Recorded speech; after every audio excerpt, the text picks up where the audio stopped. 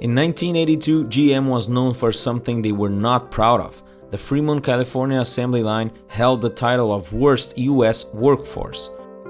In the same year, a man named Rick Madrid was fired along with the rest of the factory employees. That was the end. In 84, GM had plans to reopen the factory by joining another big automotive name, but nothing said it would be different this time. After all, one of the terms of the contract that its partner demanded was to rehire 80% of the workforce that had been laid off 2 years early. Things didn't seem to have a promising future, but the partner of GM reopening was nothing less than Toyota, the company that revolutionized automobile production in the world. Toyota gained notoriety in the 70s for efficiency, high productivity, and innovative process. But could it manage the worst workforce in the United States? To understand what was happening in this GM factory, you need to know Rick Madrid. He was part of the golden age of Fremont's GM plant. Serving glasses of juice calibrated with vodka and placing them in a body of cars so that his colleagues later on could have some fun was the highlight of his duties at the factory. Believe it or not, Rick was still the most behaved one. So when he was called by GM to reopen the factory, he imagined things could be different this time because GM could finally learn from the famous Toyota production system, and Toyota could benefit from producing and selling their cars in the United States. In fact, Toyota was facing a major challenge, one that it had not seen since the 40s, when the whole theory behind the Toyota production system emerged. Essentially, there were brutal cultural differences between the Japanese worker and the American worker. And that could be the most difficult part of the whole adaptation. After all, as Rick himself said, him and his colleagues made minimal effort when they were working. They didn't care at all with the quality of the product that they were producing, and they had no autonomy whatsoever in the production line. On the other hand, the Japanese worker had a culture of always doing the best. They had the autonomy to make suggestions for improvements to superiors and could stop the assembly line whenever necessary to guarantee the quality of the final product. Discipline and immediate elimination of any kind of error have been present at Toyota since the beginning of its story and have become the basis of the industrial revolution that the brand has brought to the world.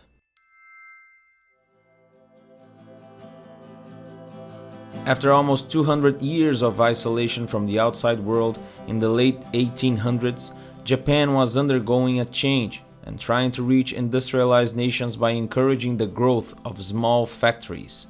Sakichi Toyoda's family was involved with weaving, which at the time was a time-consuming, difficult process and had maintained the same foundations for a century.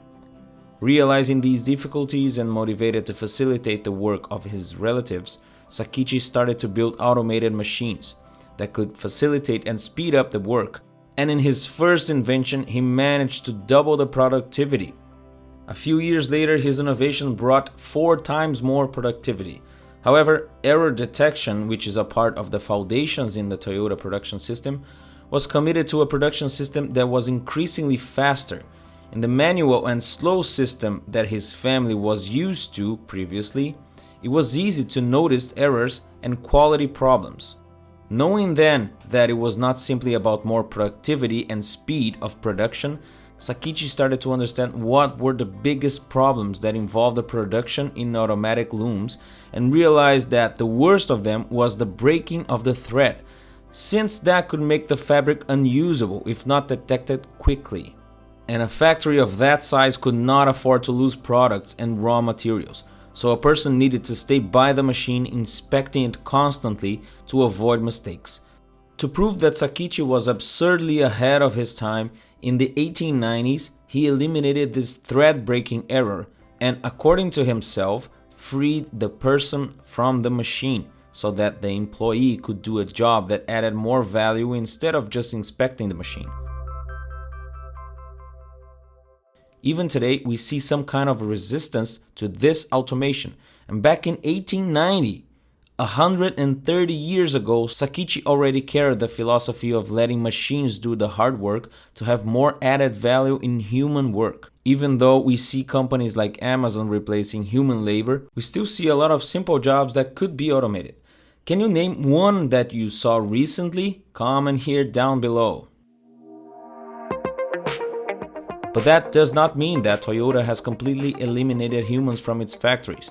Many years later, when Toyota was already producing cars, the concept was still present, giving the employee autonomy to stop the production of the cars at any time to eliminate errors. Production could be paused by pulling a rope. This process is one of the most well-known production error eliminators. Humans even play a key role today in Toyota. While Elon Musk almost completely eliminated the human labor from the manufacturing plant of the Tesla Model 3, Toyota believes that human talent on the assembly line is indispensable. This transition was made by Sakichi's son, Kiichiro Toyota. As he had no experience making cars, he bought cars from Ford, Chrysler, and Chevrolet, and disassembled them to understand how they were made. With the help of newly hired engineers, they created the Model AA in 1936. In the following year, Toyota Motor was created, but the World War II arrived and all of the effort in production was focused on it. Toyota grew and gained a lot of experience with the war, and also later in the Korean War in the 1950s. So when the focus was back on car production, Toyota had a lot more experience. Kiichiro created the expression "just in time," describing a continuous flow of materials from raw materials to the final consumer. However, the person that put everything to work and became an iconic figure in Toyota's history was Taiichi Ohno. Toyota didn't have enough capital to maintain large stocks of raw materials, so in 1948, production was modified to be pulled instead of pushed. Pushed production follows market demand and requires a large stock for production to be continuous, whereas pulled production means that production will start as soon as a customer places an order, which demands that the stock is continually arriving at the time it should be used. So the name, just in time. The elimination of Sakichi's errors, combined with the innovative production techniques of Kiichiro and Taiichi, formed the basis for the Toyota production system. Above all, Toyota production system seeks continuous improvement and the best quality ever. All of this seems very common today, but in 1950 it was revolutionary. Over the years, other concepts have been added. The Toyota production system is known for many tools. For these and many other quality tools, an excellent final product, and for its philosophy of continuous improvement, is that Toyota became known worldwide and has gained notoriety in major market leaders in the automotive segment, thus facilitating Toyota's entry into these large markets.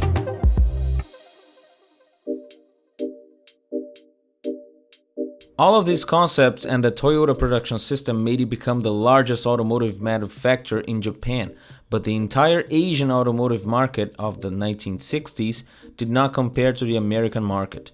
The first attempt to enter the US market was disastrous, with a car that was not adapted to the American roads and consumers. The fiasco was so big that the few cars that were sold had to return to Japan for recall and improvement of the model. In the 1970s, however, things were different. Toyota was already the second among those imported into the United States, second only to Volkswagen. And when the 1973 oil crisis led to gasoline rationing, Americans wanted smaller, more fuel-efficient cars. Toyota liked the taste of selling cars in the US so much that they decided to open up a factory there. But they had a big question mark. The culture and approach of the Toyota production system was rooted in each of its employees for many years. Would it then be possible to implement in a workforce that was not used to these practices? The least risky way to answer this big question mark was to do a joint venture with an experienced manufacturer in the United States, GM, who could help with their manufacturing and tax expertise. They chose the Fremont plant. The plant was empty since the factory had been closed years before. But to complement the challenge, they demanded that GM rehired 80% of the workforce that used to work there. 80% of what once was considered the worst workforce in the US. GM would learn to make cars with Toyota, and Toyota would have a manufacturing plant in America. If the partnership yielded good results, it would be a concrete proof that the Toyota production system worked in any situation. Ultimately, the Fremont factory plant went from the worst in the US to one of the best, showing that in addition to being very efficient, the Toyota production system is universal and can be applied to different types of workers around the world, changing work cultures, concepts, and making production really efficient. This factory was renamed to New United Motor Manufacturing Inc., or NUMMI, and it was the basis for the bestseller The Machine That Changed the World, a book that I strongly recommend reading, even for those not involved in any kind of production.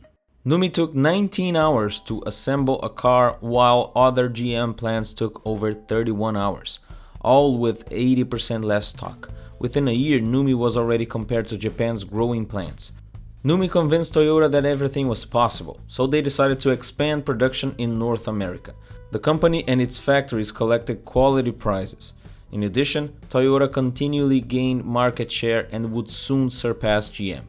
Toyota's luxury car division Lexus emerged in the 1980s and entered the American market in 1990. It grew every year. Nothing could stop Toyota.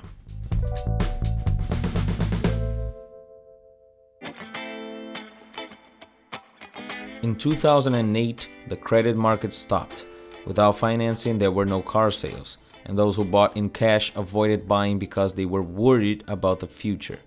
Gasoline was very expensive, and the Americans' love for big cars was shaken. Toyota had a fleet of smaller, more economic cars, and even the successful hybrid Prius recorded its first year of loss in 2009. The losses amounted to a negative $4 billion. Just for comparison, the giants Ford and GM, which depended heavily on their big cars, reported huge losses in the previous year. GM reached $30.9 billion in losses. From what the news at the time shows and from what my professors in production engineer commented, GM, Ford and Chrysler had quality problems.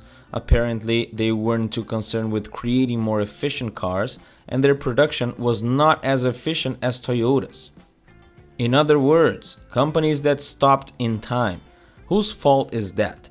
From the companies themselves, but then the government with money from the taxpayer had to save the companies from closing forever. Even Toyota, which had great production and market strategies, ended up suffering from this and had to ask for help from the Japanese government. But the difference was in the figures.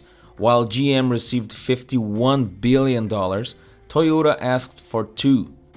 Okay, GM is a multinational company that at the time had several brands in its portfolio and may not be in the best comparison with Toyota, but Chrysler, which is a smaller company than Toyota in terms of production, received $12.5 billion. However, the other concept that has always been present at Toyota is continuous improvement. This whole crisis had made Toyota reinvent itself again. It did not radically change its strategies, but it did become more aggressive in what they did very well. Continuous improvement, investing in people, and encouraging everyone at Toyota to discover and implement solutions to cut costs, improve quality, and productivity. In addition, an admirable strategy was implemented. With the reduction in the volume of production, many workers saw a cut of more than 10% in earnings, but everyone had to sacrifice themselves at the time. So some executives saw their wages cut by 30% and have their bonuses cancelled. This strategy, combined with so many others, made the company show profits in the third quarter of 2009. This meant that in August of 2009, Toyota already looked to the future with different eyes, until a tragedy changed everything. Until then, the crisis was reduced to the decline in sales and production, in addition to cost and wage cuts, but that was it. However, in August of 2009, the Saylor family died in a tragic car accident that would put Toyota's entire reputation in question. The allegations were that the floor mat held the accelerator and caused the car to speed. A recall was made of the Lexus model, and Toyota received strong criticism from the press and the US government. Toyota decided to act with an emphasis on concern for the customer and the safety of those who drive a Toyota. Communication with customers is important at a time like this, and these channels were improved for better transparency. Putting the customer first is the first of the 10 Toyota models' attitudes. With these concepts well applied, Toyota quickly turned tables and returned to the pre-crisis 2008 standard, with the market share reaching 17% in March of 2010. At the end of 2010, Consumers Reports ranking for the most reliable cars presented 17 Toyota models, more than any other manufacturer. In late December of the same year, the Insurance Institute for Highway Safety awarded 8 vehicles of the brand. In 2016, the Camry was the best-selling passenger vehicle in the United States. It has been collecting this title since 2002. A great achievement for the automaker that entered a market that was suspicious of foreign brands, but that little by little conquered its space. But in my opinion, what makes Toyota recognized and desired around the world is its durability, reliability, and cheap maintenance. Many millionaires today do not want luxury cars, precisely because the cost of maintaining these cars is absurd. Ordinary people do not want to buy a product that's constantly generating costs that were not programmed. The auto market is changing a lot. For the past 15 years, what customers want are reliable cars with low maintenance cost, to detriment of speed, power, or other nonsense that automotive advertisement announce. That's why the so-called vanilla Toyota Corolla was the most popular model sold worldwide in 2019. One other thing that has changed in the automotive market, it's been that for 5 years now, companies like Uber have revolutionized and reduced costs in transporting people, reducing the need to buy a car. In fact, many millennials don't want to buy them at all. In addition, it seems that we are constantly in a financial crisis, which means that the old car in the garage will serve us for a while after a stop in the mechanic. Thanks to Toyota's efficiency, it quickly managed to restructure itself in the face of the 2008 crisis and went far ahead of its competitors. If you enjoyed this video, please leave a like, maybe comment, or share it with somebody that could be interested in this topic. Thanks for watching. I see you on the next one.